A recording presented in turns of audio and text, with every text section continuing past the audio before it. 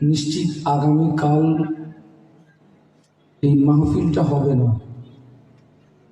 যদিও হয়, আমরা আগামী কাল পর্যন্ত হায়াতে থাকবো তার কোনো নিশ্চয়তা আছে না।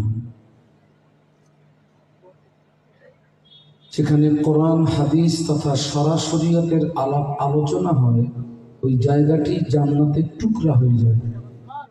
সুবহানাল্লাহ। আপনাদের আব্বা আম্মার দোয়া, আল্লাহ আমাকে দুবার হজ পাকে নিয়ে গেছেন, আর এখান থেকে কমাস আগে সম্ভবত মাস 3 হবে, আমি একটু আল্লাহকে একটু উমরায় নিয়ে গেছিলাম। আল্লাহ রসুলের মাজার মুকাদ্দাসের সন্নিকট একটি জায়গা আছে যেখানে আল্লাহ রসুল দাঁড়িয়ে খুতবা দিতেন।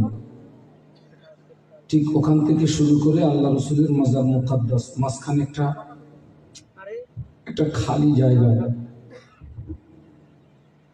আল্লাহ রসুল ওই জায়গা সম্পর্কে বলেছিলেন, মা বাইনা বাইতি ও মিম্বারি রাউযাতুম মির রিয়াদিল জান্নাহ। বলুন সুবহানাল্লাহ। আল্লাহ রসুল বলেছিলেন, আমি যেখানে দাঁড়িয়ে খুতবা দিতাম ওখান থেকে শুরু করে আমার মাজার মুকাদ্দাস, মাঝখানে যে খালি জায়গা, এটা হচ্ছে জান্নাতের একটি টুকরা, যেটাকে রিয়াজুল জান্নাহ বলা হয়। তো ওই রিয়াজুল জান্নায় মানুষ যাওয়ার জন্য ঘন্টার পরে ঘন্টা ইন্তজার করে। কেউ সেখানে পৌঁছাতে পারেন, আবার কেউ সেখানে পৌঁছাতে পারেন না। ঠিক ততই বছর, এটা হচ্ছে জান্নাতের একটি অংশ। আমার ছেলেরা বাবারা সারা জীবন তো রাস্তায় ঘুরেছ, অন্তত আজকের দিনটা একটু মাহফিলের সময় দাও। আল্লাহ চাইলে হয়তো এটাই কিয়ামতের ময়দানে আমাদের জন্য জান্নাতে যাওয়ার একটা ওসিলা হয়ে যেতে পারে। আল্লাহ ওদেরকে হেদায়েত নসিব করুন। আমরা বলি আল্লাহুম্মা আমিন।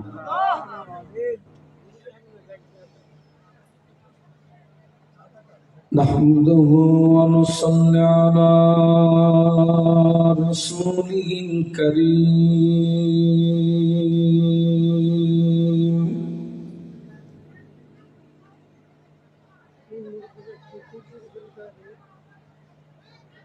أما بعد فيا أيها الغافلون يرحمكم الله।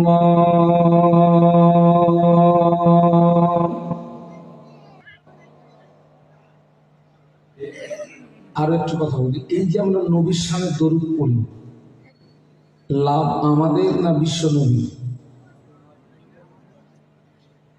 তাম পৃথিবীর মানুষ যদি বিশ্ব নবীর সামনে দরুদ না পড়ে, মহান আল্লাহ বিশ্ব নবীকে যে উচ্চ মর্যাদা দান করেছেন তার সামান্যতম ঘাটতি হবে কি না? আপনারা দেখেন, প্রত্যেকটা বক্তা যখন স্টেজে আসে, কোরআন শরীফের একটি আয়াতে শরীফা তিলাওয়াত করেন, যে আয়াতে শরীফাটা আমিও তিলাওয়াত করলাম, ইন্নাল্লাহা ওয়া মালাইকাতাহু ইউসাল্লুনা আলান নবী। নিশ্চয়ই আল্লাহ পাক স্বয়ং আমাদের নবীর উপরে দরুদের নজরানা প্রেরণ করেন। একটু বলুন সুবহানাল্লাহ। স্বয়ং কে? ওয়া মালাইকাতাহু ইউসাল্লুনা, এবং ফেরেশতারাও আমাদের নবীর উপরে দরুদ পড়ে। একটু বলুন সুবহানাল্লাহ। দেখেন, প্রতিদিন সকালবেলা আল্লাহ পাক 70,000 ফেরেশতা নাজিল করেন। মিশকাত শরীফের রিওয়ায়াতে এসেছে, প্রতিদিন সকালে আল্লাহ 70,000 ফেরেশতা নাজিল করেন।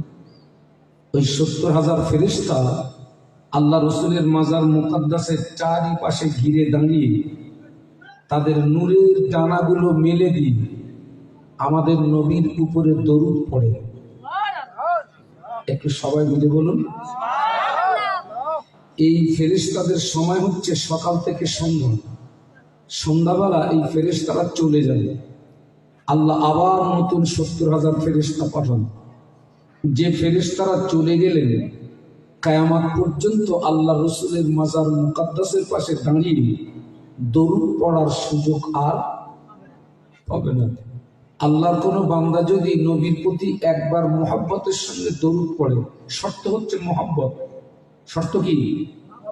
আল্লাহ তার নামায় আমালে 10টি নেকি দান করেন এবং খুশি হয়ে আল্লাহ তার জীবনের 10টি গুনাহ মাফ করে দেন। কিয়ামতের ময়দানে যেদিন সমস্ত রাজা বাদশা সব এতিম হয়ে যাবে, এই যে এখন আপনাদের যুদ্ধটা হচ্ছে ইসরায়েল ভার্সেস প্যালেস্টাইন, দেখুন ইসরায়েল হচ্ছে একটি পিতৃহীন অবৈধ রাষ্ট্র এবং খুব একটা শক্তিশালী দেশ। ছোট্ট একটা সংগঠন, স্বাধীনতা সংগ্রামী সংগঠন হামাস। আল্লাহু আকবার। ইসরায়েলকে সমর্থন করছে কে? অস্ত্র দিয়ে। তাম পৃথিবীর সবচেয়ে হচ্ছে সুপার পাওয়ার কে? আমেরিকা। কিন্তু জানেন এরা কিন্তু কিয়ামতের ময়দানে সব কি হয়ে যাবে? এতিম হয়ে যাবে। কিন্তু যারা বিশ্ব নবীর শানে মহব্বতের সঙ্গে দরুদ পড়বেন, যত বেশি দরুদ শরীফ পড়বেন, কিয়ামতের ময়দানে তারা আল্লাহ রসুলের তত কাছাকাছি জায়গা পাবে। আর যারা কিয়ামতের ময়দানে বিশ্ব নবীর কাছাকাছি জায়গা পাবে তারা সৌভাগ্যবান। মেরে আঁখো কি পুতুলি মে जलवा मोहम्मद का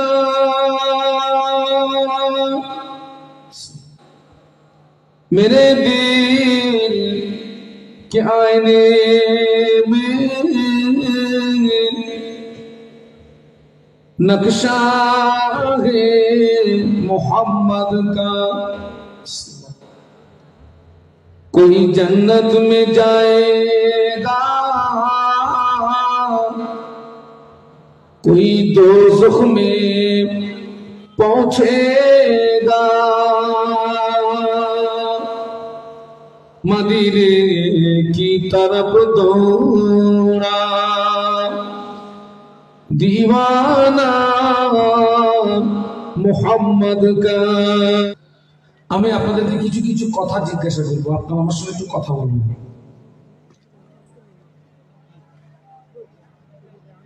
আজকের এই মাহফিলে আমরা যারা বসে আছি, আমরা কি কেউ দাবি করতে পারবো যে আমি নির্দোষ?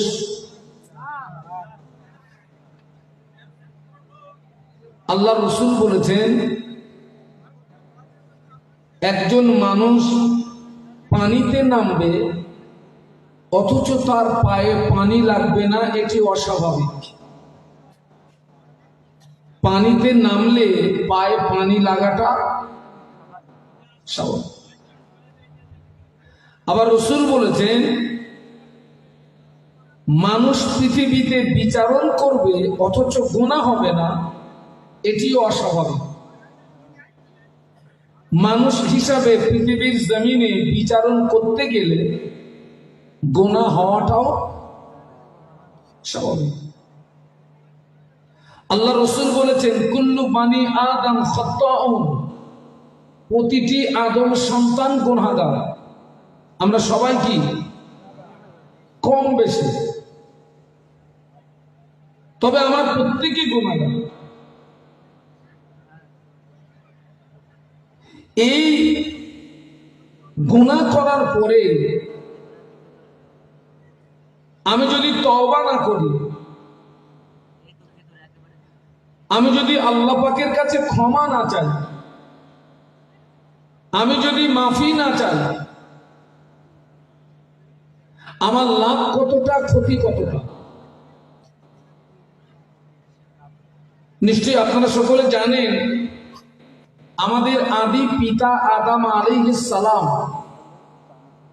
আল্লাহ পাকের হুকুম অমান্য করেছিলেন একটি। ইবলিস শয়তান আল্লাহ পাকের হুকুম অমান্য করেছিল বলুন একটি। আমাদের আব্বাও একটি, শয়তানও। আচ্ছা, দুজনের ভিতরে পার্থক্য কি ছিল জানেন? দুজনের ভিতরে পার্থক্য ছিল, একজন আল্লাহর হুকুম অমান্য করার পরে নত স্বীকার হয়েছিলেন, দ্বিতীয় ব্যক্তি আল্লাহর হুকুম অমান্য করার পরে নত স্বীকার হয়নি। তাহলে আমরা যদি যে নত স্বীকার হয়নি তার ঠিকানাটা হচ্ছে জাহান্নাম, তার নাম কি? ইবলিস। ইবলিস হচ্ছে চির জাহান্নামী। ইবলিস কখনোর জন্য জাহান্নাম থেকে নাজাত পাবে না। আর আমাদের আদি পিতা তিনি আল্লাহ পাকের একটি হুকুম অমান্য করার পরে নত স্বীকার হওয়ার কারণে মহান আল্লাহ তার লজ্জাকে মাফ করে দিয়ে পুনরায় তার মনোনীত বান্দা হিসাবে কবুল করে নিয়েছিলেন। মহব্বতে বলতে পারলেন না? তাহলে আমরাও অন্যায় করার পরে, অপরাধ করার পরে, গুনাহ করার পরে আমরা যদি নত স্বীকার না হই, ক্ষমা না চাই, আমার চরিত্র আর ইবলিসের চরিত্রের ভিতরে কোনো পার্থক্য থাকবে না। আমার চরিত্র আর ইবলিসের চরিত্রের ভিতরে যদি পার্থক্য না থাকে, তাহলে ইবলিসের ঠিকানা যেখানে, ওই ভদ্রলোকের ঠিকানা হবে। আমার চরিত্র যখন আমার আব্বার চরিত্রের সঙ্গে মিল হবে, আব্বাজানের ঠিকানা যেখানে, ওই সৎ চরিত্রবান সন্তানের ঠিকানা হবে আল্লাহ পাকের রহমতের দয়ার জান্নাত। একটু জোরে বলুন, একটু মহব্বতে বলুন। বাবা, আপনাদের জানা কথা বলছি, একটু স্মরণ করিয়ে দিচ্ছি। আব্বাজান আল্লাহর হুকুম অমান্য করেছিলেন একটি, কেঁদেছিলেন কত বছর বাবা?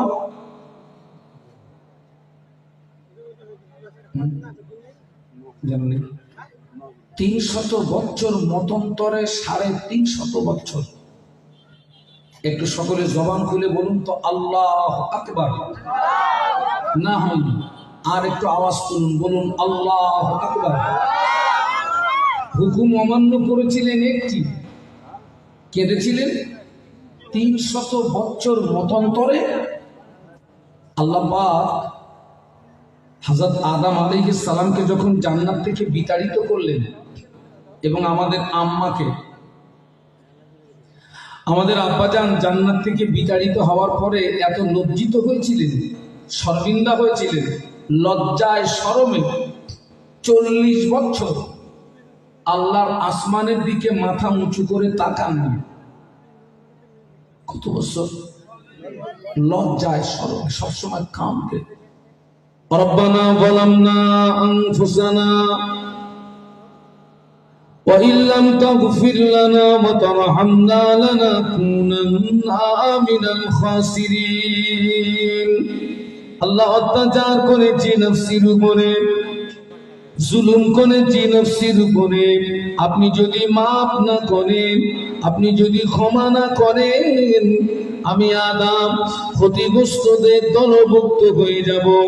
আব্বাজানের রোনাজারি, আব্বাজানের চোখের পানি আল্লাহ পাকের দরবারে কবুল হয় না। 300 বছর মতন্তরে 350 বছর রোনাজারি করার পরে মক্কা শরীফে আরাফাতের ময়দানে অবস্থিত জাবালুর রহমত নামক পাহাড়ের চূড়ায় আব্বাজানের দোয়া আল্লাহ পাকের দরবারে কবুল হয়ে যায়। এখান থেকে আমাদের শিক্ষা নিতে হবে। এখান থেকে হুকুম অমান্য করেছেন একটি, কেঁদেছেন 300 বছর মতন্তরে 350 বছর। বাবা, আমরা আল্লাহর হুকুম অমান্য করেছি কটা?